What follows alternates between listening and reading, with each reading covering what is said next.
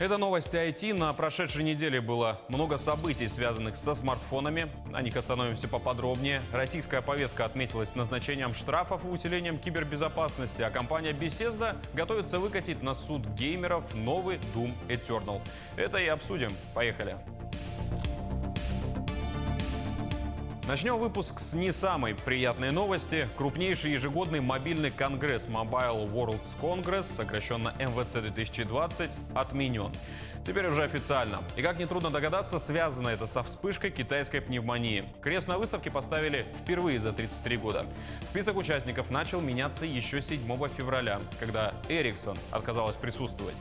Следом за ней о своем отрицательном решении сообщили Sony, LG, Amazon и Nvidia. При всем при этом региональное правительство Каталонии связалось с организаторами конференции и заявило, что не видит необходимости отменять такие мероприятия, как МВЦ. Однако эксперты в области здравоохранения с ними были не согласны, что и послужило причиной отказа LG, к примеру. Нынешняя МВЦ должна была собрать более 100 тысяч участников со всего мира, познакомить их с последними новинками и предоставить инвесторам удобную возможность заключить новые сделки. Пока не ясно, кто понесет расходы – участники или организаторы.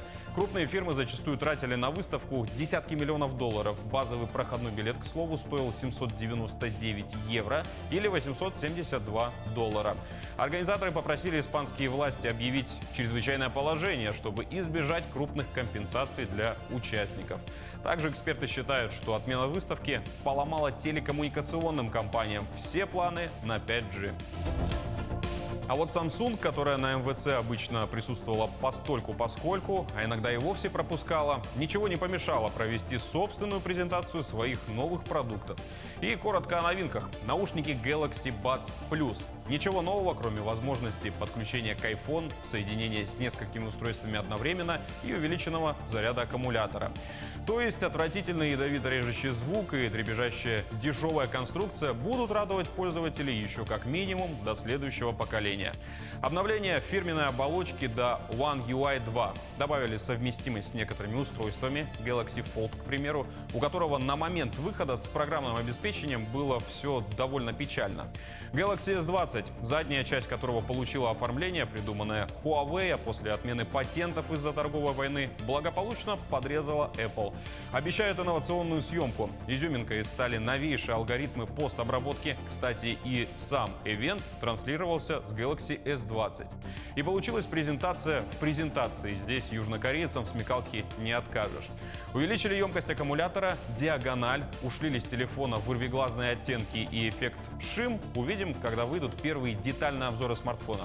И гвоздь программы – раскладушка Galaxy Z Flip или по стопам Motorola Razr 2019. В сравнении с тем же Galaxy Fold – компактная диагональ, защищенное покрытие, стекло на этот раз, а не пластик, отсутствие внешнего экрана, что исключает работу в сложенном виде. Точнее как, экранчик есть, но размером он с ноготь на мизинце, да и толще он того же самого Razr. В общем, революции не получилось, а стоить раскладушка в России будет ни много ни мало 120 тысяч рублей, то есть популярности она в очередной раз не сыщет. Концепции складных смартфонов заняты и в Apple. На сайте Бюро по патентам и торговым знакам США появился прототип их гибкого экрана. Это, к слову, уже не первый их патент. Еще один был в 2018 году, когда появились первые утечки Galaxy Fold и Huawei Mate X. В патенте объясняется, как экран может иметь несколько элементов для помощи при складывании. В патенте уточняются подробности изготовления сгиба. Так, в нем будут отсутствовать складки вместе сгиба, что гарантирует сохранность дисплея. Механизм основан на шарнирах и скрипит при сгибании, но в Apple пообещали устранить этот недостаток. Для этого предлагается шарнирный механизм, который позволяет экрану удерживаться основным корпусом в плоском состоянии. При изгибе шарнирный механизм одновременно вращает элементы корпуса вокруг секции, где расположен изгиб, чтобы устройство выглядело аккуратным. Это позволит сделать сгибаемый экран износостойким, частично устранив основной недостаток таких экранов – хрупкость. Официально Apple пока не подтверждает выхода гибкого смартфона на мировой рынок, но эксперты уверены, что это лишь вопрос времени. Marvel представили свой кнопочный телефон. Нет, это не те Marvel, что снимают фильмы про супергероев, а один из крупнейших в России дистрибьюторов компьютерной техники и электроники. Компания планирует занять долю ушедшего с рынка Fly и уверена, что кнопочные устройства все еще пользуются стабильным спросом не только у пожилых людей и школьников, но и у рабочего населения в связи со стагнацией доходов. Линейка получила название F+. На данный момент она включает в себя 13 моделей, продажи уже начались. Стоят, как и полагается таким устройствам, дешево – от 500 рублей до 2000. Заморская компания Tesla объявила о том, что отзывает для ремонта 15 тысяч внедорожников Model X. В них выявили потенциальные проблемы с усилением руля. Причем это уже не первая подобная оплошность компании Маска. Такая же история была и с Model S, имевшей точно такие же проблемы. Почему Tesla не учится на своих ошибках, остается загадкой. Вот эта машина слева опасна. Находясь в ней, у вас будет больше вероятность попасть в аварию. Речь идет о Tesla Model X. Компания Илона Маска заявила, что отзывает 15 тысяч своих кроссоверов. Причина – возможные проблемы с усилителем руля. Вернее, в алюминиевых болтах, которые использованы в его конструкции. Из-за низкой температуры или соли на дороге они могут разрушиться, а это, в свою очередь, приведет к поломке и внезапному отключению усилителя, что в конечном счете повышает риск аварии. По крайней мере, такое разъяснение приводит Tesla на своем сайте. Компания по отзыву электрокара коснется не всех. В зоне риска только Model X выпущена в 2016 году. Почти все они находятся в США, несколько сотен в Канаде. При этом в Tesla считают, что пока владельцы могут продолжать пользоваться своими автомобилями, но на свой страх и риск. Это не первая подобная компания в истории фирмы Илона Маска. 2 года назад пришлось отозвать 123 тысячи Model S. Тогда проблема тоже была с усилителем руля, вернее с болтами, которыми он крепится к машине. В прошлом выпуске мы рассказывали о том, что таким гигантам, как Twitter и Facebook, грозят крупные штрафы. На этой неделе дела уже рассмотрел суд, сумму выписали среднюю. Твиттеру придется раскошелиться на 4 миллиона рублей, хотя максимально предусмотрены 6 миллионов. На исполнение отведено 2 месяца. Насчет точного решения по Facebook пока неизвестно, но это лишь вопрос времени. Если же компании не выплатят штрафы, то их постигнет участь Linked, то есть блокировка на территории России. Ростелеком займется системой интеграции в сфере кибербезопасности. Все это будет происходить на базе дочерней компании Ростелеком Solar.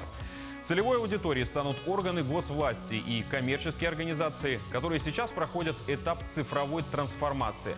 Заказчик сможет получить ИБ-проект полного цикла из единого окна, независимо от выбранного формата доставки технологий, целей, либо же масштаба своего проекта. Структура нововведений Ростелеком Solar включает 3 направления. Ключевым является предоставление технологий защиты в сервисной модели при помощи коммерческого центра мониторинга и реагирования на кибератаки Solar GSOC, а также управляемых сервисов кибербезопасности Solar MSS. Второе направление – обеспечение безопасности путем выстраивания защиты от киберугроз внутри организации. Третьим предоставят разработку собственных продуктов. Роботы тяжелой поступью заполняют рабочие места в общепите. Буквально в прошлом выпуске мы рассказывали о железном бармене в Японии. Тренд настолько становится популярным, что его уже подхватили даже в Афганистане. Подобные кадры никого бы не удивили, если бы были сняты в Токио, Шанхае, Сеуле или в какой-нибудь из западноевропейских столиц.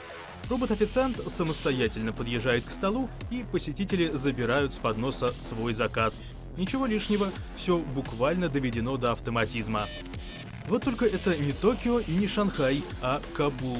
Этого вежливого андроида зовут Тимия, и это самый известный робот-официант в Афганистане. Вернее, это первый и единственный робот-официант в Афганистане. Мы решили купить этот аппарат в Японии для того, чтобы мотивировать молодое поколение. Они увидят робота и заинтересуются высокими технологиями. А значит, будущее нашей страны станет более инновационным. Для посетителей Тимия — это луч надежды на мирное будущее. Я так рад видеть, что в этом ресторане обслуживает робот. Это значит, что в Афганистане начали развиваться технологии. В игровой индустрии нас порадовала в этот раз компания Bethesda. Многие с нетерпением ждут грядущего выхода нового Doom Eternal, которая, как и игра 2016 года, включает в себя сюжетную кампанию и асимметричный мультиплеер. Синопсис сюжетной кампании: по старой бодрой традиции, незамысловат, игроку предстоит одолеть полчища демонов, прошвырнуться по нескольким измерениям и спасти человечество. На прохождение уйдет около 22 часов, что в 2 раза больше, чем требовалось для завершения все того же Doom 2016. Асимметричный мультиплеер Battle Mode – битва 3 игроков, где один управляет палачом Рока, а двое берут под свой контроль демонов. Палач начинает матч с полным арсеналом, а дуэт может выбирать различных существ. Что немаловажно, боевик получит стабильную пострелизную поддержку. Разработчики уже запланировали пару одиночных дополнений, как минимум 1 мастер-уровень, регулярные испытания, свежий контент для мультиплеера и возможность вторгаться в чужие миры. Новый Doom Eternal стартует 20 марта на ПК, PlayStation 4, Xbox One и Stadia. Также будет доступна версия для Nintendo Switch, но немного позже. Ну а на этом все. Повтор программы, как всегда, найдете на YouTube-канале Якутия24, а также в Instagram-аккаунте як24.ru. Увидимся ровно через неделю и всего доброго.